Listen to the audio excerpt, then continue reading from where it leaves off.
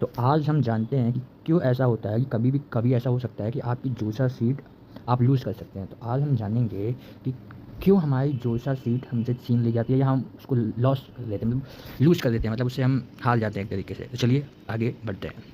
तो क्या, जैसे मैंने बताया ना कि JoSAA seat lost, here is why, मतलब क्यों। Even with a good rank students are losing seats due to common mistakes. तो ऐसा कहने का मतलब यही है कि गुड जेई रैंक लाने के बाद भी कुछ स्टूडेंट्स ऐसे हैं जो कुछ मिस्टेक्स ऐसी कर दे रहे हैं जिसकी वजह से वो जो सीट उनको मिलनी चाहिए थी वो नहीं मिल पा रही है। तो आज हम जानेंगे कि वो ऐसे कौन कौन से कारण हैं जिनकी वजह से स्टूडेंट्स अपनी सीट को लूज़ कर दे रहे हैं। चलिए आगे बढ़ते हैं। तो यहाँ पे ये 4 कॉमन मिस्टेक्स हैं जो देखी गई हैं स्टूडेंट्स में, जिनकी वजह से वो अपनी सीट्स लॉस कर रहे हैं। तो उसमें से कौन-कौन सा, सबसे पहली चीज़ है रॉन्ग चॉइस फिलिंग। मतलब ऐसा है कि मान लीजिए आपकी रैंक 1000 आई हुई है, लेकिन आप चॉइस फिलिंग ही सही से नहीं कर रहे हैं। मतलब आपको वहाँ पे अगर आपकी रैंक जेईमेंस में 1000 है, तो उस हिसाब से तो आपको हर एनआईटी में सीएसई मिल जाएगी, लेकिन आप ऐसा कर रहे हैं कि कोई एनआईटी नहीं डाल रहे हैं, मतलब सीएसई डाल ही नहीं रहे हैं एनआईटीज़ में। तो ये आपकी गलती हुई ना, मतलब आपने मान लो कहीं पे आपने बहुत सारी आपने चॉइस डाल दी, बीच में कहीं पे आपने देखा नहीं वहाँ पे एनआईटी की जगह कोई जीएफटीआई आपने गलती से भर दिया, तो वो आपको मिल सकता है। ध्यान दीजिए, चॉइस फिलिंग करने में बहुत ध्यान देके चॉइस फिलिंग करा करिए। दूसरी चीज़ है मिस डॉक्यूमेंट्स अपलोड डेडलाइन। मान लीजिए जब आपको कोई सीट मिल गई उसके बाद आपको डॉक्यूमेंट अपलोड करने की डेडलाइन होती है, आप उसको मिस कर जाएँ, कोई वजह से मे बी आपका डॉक्यूमेंट्स कंप्लीट ना हो ईटीसी। तीसरा चीज़ है फ़ी पेमेंट नॉट डन। मतलब आप फ़ी नहीं पेमेंट नहीं कर पा रहे हो, उसका बहुत रीज़न है कि आपके पास उतने पैसे नहीं है उस समय ईटीसी। इसलिए कहने का मतलब यही है कि जो से जाने से पहले कम से कम 50,000 तो रखिए अपने बैंक में, ताकि कभी कोई दिक्कत ना हो। और not reporting to allotted institute, मतलब आपको उस इंस्टीट्यूट में आपको मिल गया है काउंसलिंग में आपको इंस्टीट्यूट, लेकिन उसने उसकी डेट थी कि आपको अब आना है कॉलेज में, लेकिन आप उस समय पहुँचे नहीं, तो उस कंडीशन में भी ऐसा हो सकता है कि आपकी सीट लॉस हो जाए।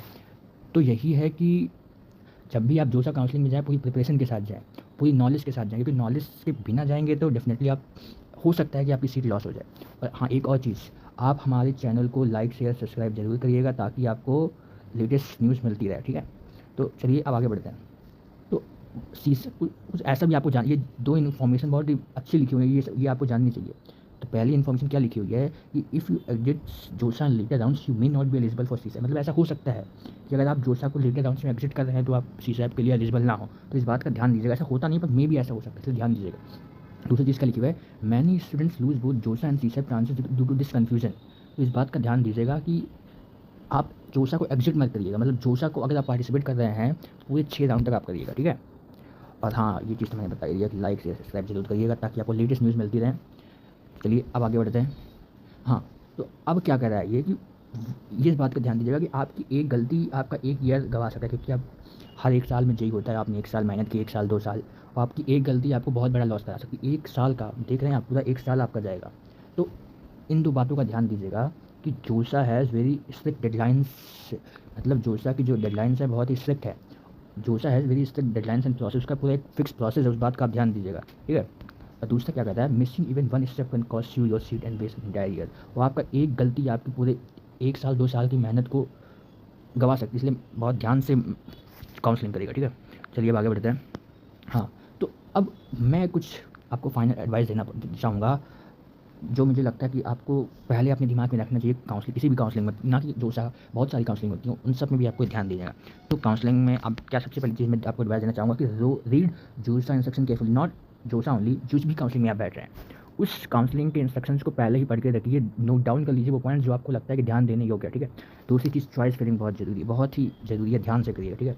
तीसरी चीज़, डोंट मीट डेडलाइंस। डेडलाइंस को आप ध्यान में रख के जो भी करिएगा। चौथी और अंतिम चीज़ क्या कहते हैं कि डाउटमीट को फॉलो करिए फॉर टिप्स एंड अपडेट। मतलब आपको हम लेटेस्ट अपडेट देंगे अगर आप हमारे साथ जुड़े रहेंगे, ठीक है? तो धन्यवाद, मैं यही कहना चाहूँगा अंत में कि काउंसलिंग सही से करिएगा और हमारे चैनल को लाइक शेयर सब्सक्राइब जरूर करिएगा। Thank you.